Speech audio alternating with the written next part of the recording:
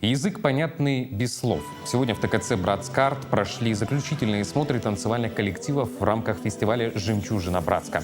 В номинацию «Хореографическое искусство» подали заявки 11 коллективов, во второй тур вышли 10.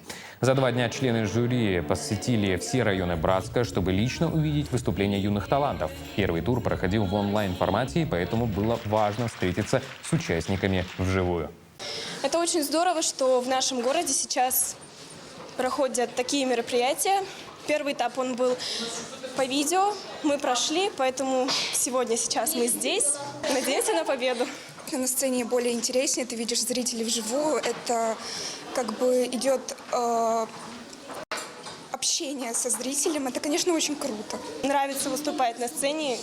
Не первый год все занимаемся, нам очень нравится. Важно вообще присутствовать на сцене, чувствовать эту обстановку, атмосферу. Всего в возрастной категории от 7 до 17 лет приняли участие 130 ребят. Результаты творческого соревнования огласят на торжественном закрытии фестиваля, которое состоится 1 июня. В рамках гала-концерта на главной сцене выступят участники всех номинаций, получившие гран-при.